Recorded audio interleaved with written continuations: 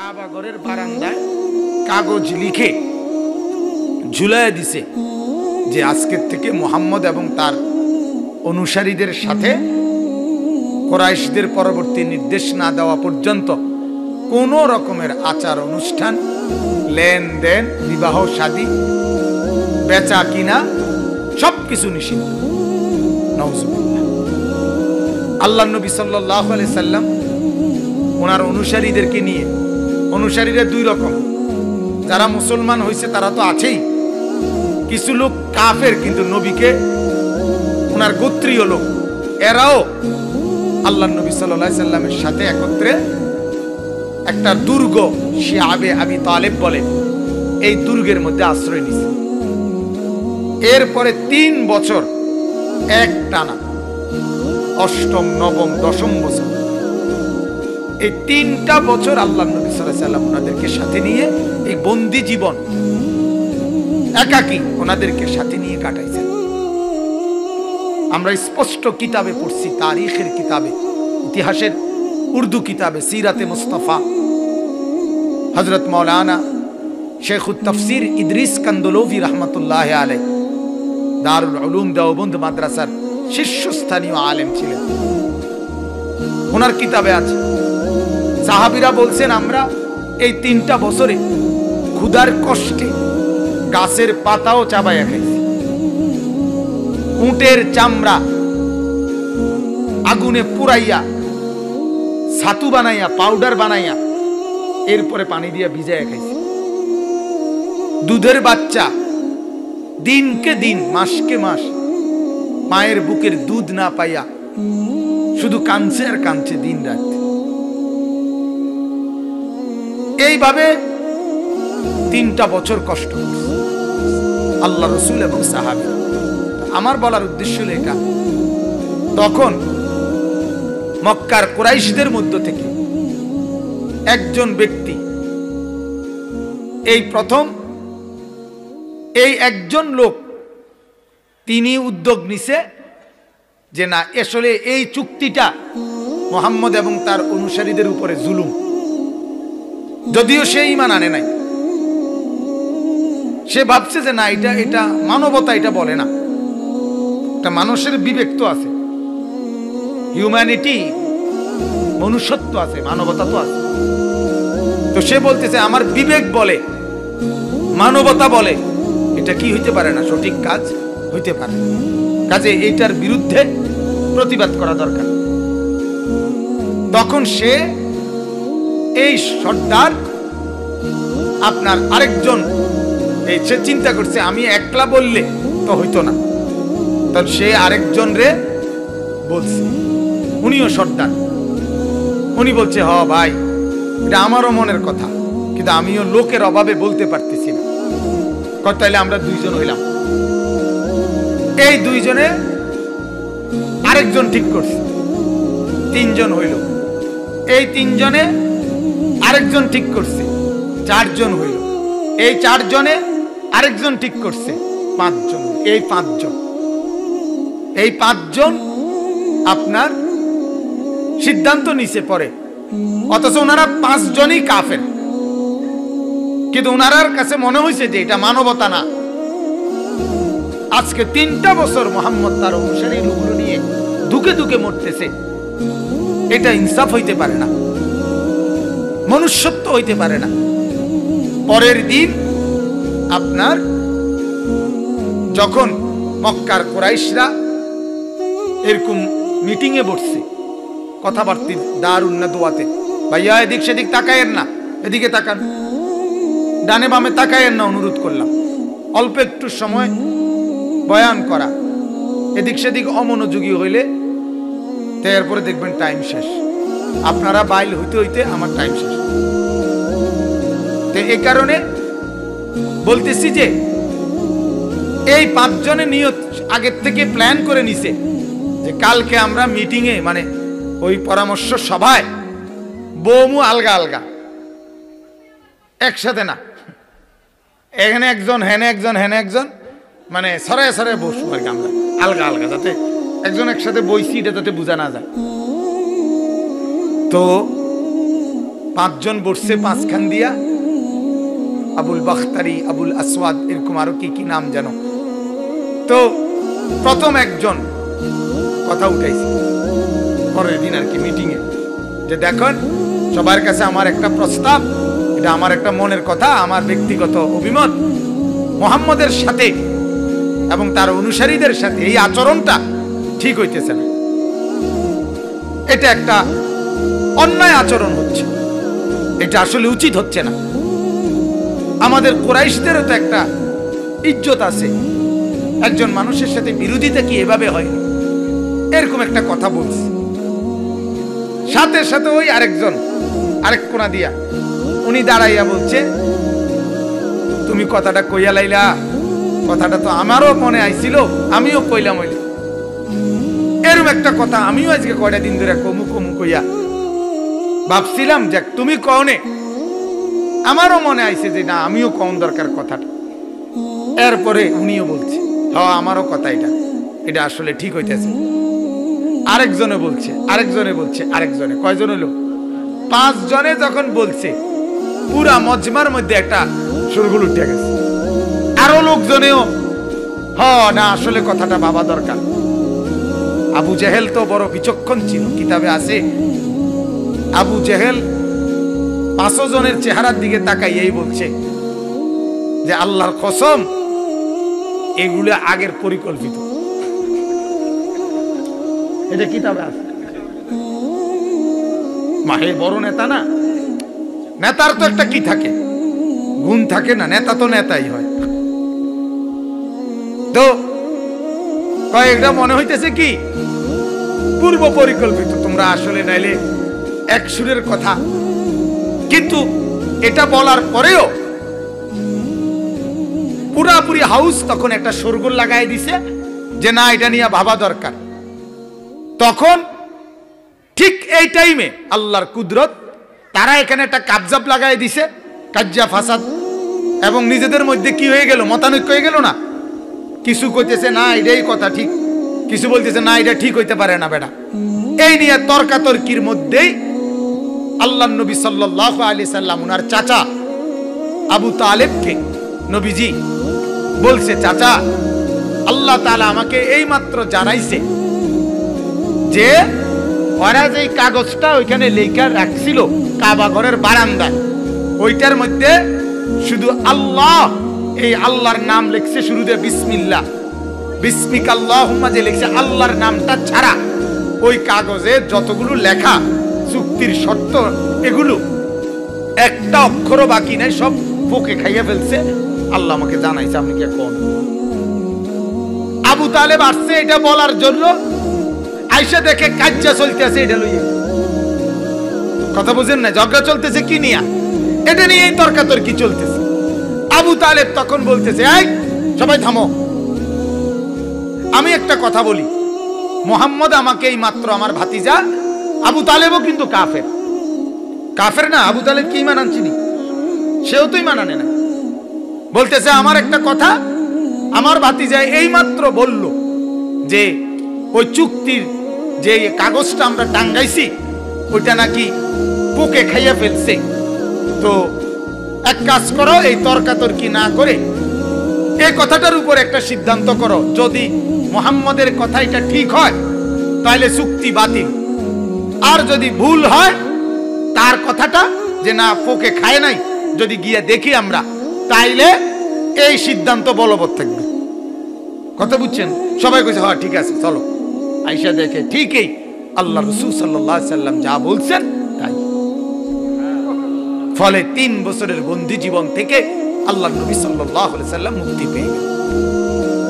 তাহলে আমার বলার উদ্দেশ্য হলো বাজান, মানবতা, মানুষের প্রতি মানুষের এই দরদ, এতটুকুর কারণে ওই 5 ব্যক্তির উদ্যোগে 3 বছরের বিরূপ পরিস্থিতিটাও উল্টায় দিছে ওনারা।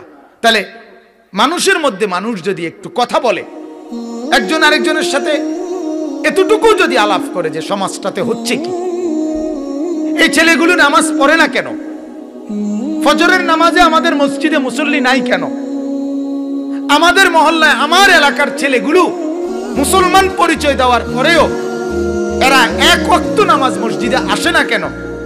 এটা নিয়ে কি কোনো কথা হইতে পারে না? কথা বলেন না কেন? এটা নিয়ে কি কোনো পরামর্শ হইতে পারে না?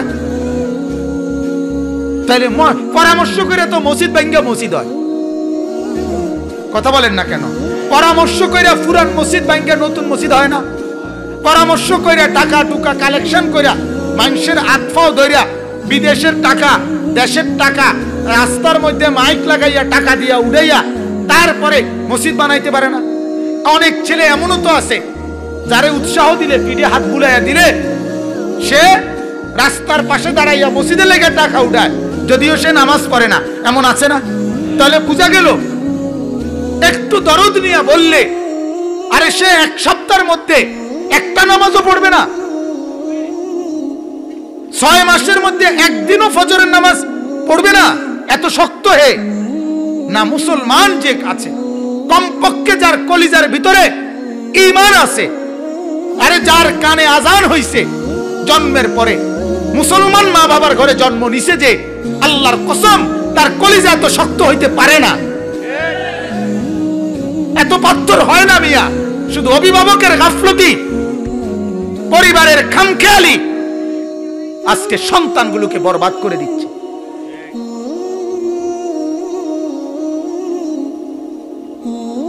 এটা হলো মেন সমস্যা। আমি এজন্য আমার একটা শক্ত কথা, এটা পরিষ্কার কথা, আজকে মা বাবা এরাও চূড়ান্ত পর্যায়ের স্বার্থপর, এগুলো স্বার্থপর। এগুলোর কথা হইল শুধু ভাত তরকারির বুঝ হইতে হইব। আমার চাকরি করবি, নয় দোকানদারি করবি, নয় ব্যবসা করবি, নয় বিদেশ যাবি, নয় টাকা কামাইবি, টাকা দরকার, যেমনে করস করস। মা বাপের বুঝ হইল এটা, আমার টেয়ার বুঝ হইলে হইছে, টাকার বুঝ হইলে হইছে। টাকা দরকার আমার, তোর চরিত্র থাকুক বা না থাকুক, তোর আখিরাত থাকুক বা না থাকুক, আমার টাকা দরকার। কিন্তু আল্লাহর কসম আমি স্পষ্ট বলি, আমার স্পষ্ট মনে আছে আমার বাবা বলছে যে ফুত আমার টাকা দরকার নাই, আমার পড়া দরকার। আমার মা বলছে আমার টাকা দরকার নাই, আমার পড়া দরকার। মায়ের চোখের পানি, বাবার কঠোর শাসন, দুইটা মিলছে। আল্লাহ তাআলা 5 ভাই, আমরা 5 ভাই আলেমে দ্বীন হইছে আলহামদুলিল্লাহ। দুটোটাই ছিল, মার চোখের পানি, বাবার কঠোর শাসন। আমি জীবনে একবার, শুধু আমার পড়ালেখার হায়াতে আমি একবার বলছিলাম আব্বারে, শুধু আব্বা আমি এই মাদ্রাসায় পড়তাম না, একটা মাদ্রাসার ব্যাপারে, মানে মাদ্রাসার তো ফরুম, কিন্তু এটা পড়তাম না। কথাটা বুঝছেন না? আমার আব্বা স্পষ্ট আমার মনে আছে, আমার আব্বা বলছে পরের বেলা ভাত আমার ঘরে আর খাইও না, পরের লোকমা ভাত আমার ঘরে খাইও না, আমার ঘরের ভাত একদম নিষেধ করে দিলাম, বাইরো, এখনই বাইরো, যেখানে গিয়া ভাত মিলে হেনে খাও, তোমার কামাই করে তুমি যেটা মনে করে বাইরো। পরে সুন্দর করে আমাদের সাথে গেছি। কথা বুঝছেন? বাবার কঠোর শাসন ছিল, পরের লোকমা ভাত নিষেধ করে দিয়েছে, ভাত খাইও না করে আমার। আর আজকে 8 বছরের বাচ্চাটা, 10 বছরের বাচ্চা, 10 বছরের একটা বাচ্চার উপরও কি মুসলমানের কোনো কন্ট্রোল নাই? ক্লাস 8-এ পড়েন না একটা ছেলের উপরে মা বাবার কোনো নিয়ন্ত্রণ নাই? কথা বলেন না কেন? তাহলে ওই ছেলেটাকে একটাবার বলে না কেন যে তুই নামাজ পড়বি কোন দিন? বলেন মিয়া, কেন এত ডাকাত হয়ে গেলাম? কেন এত পাষাণ হয়ে গেলাম? হায় হায় হায় হায়, আহারে মুসলমান, এতগুলো ছেলে এই দোকানগুলোর মধ্যে যে আড্ডা দিচ্ছে, এগুলো মাগরিবের নামাজ পড়ছে? আমি তো মাগরিবের, আমার বয়ান এখানে মাগরিবের নামাজের পরে আবু বকর ভাইয়ের সাথে আমি কথা বলছি, মাওলানা আবু বকরের সাথে। এরপরে আমি জামাত ওই যে আব্দুল মজিদ কলেজের গেটের সাথে একটা ছোট্ট মসজিদ আছে, টিনের ঘরের একটা মসজিদ, ওইখানে জামাত পড়ে আবার টান দিয়ে আইসা তো এখানে বয়ানে ঢুকছি।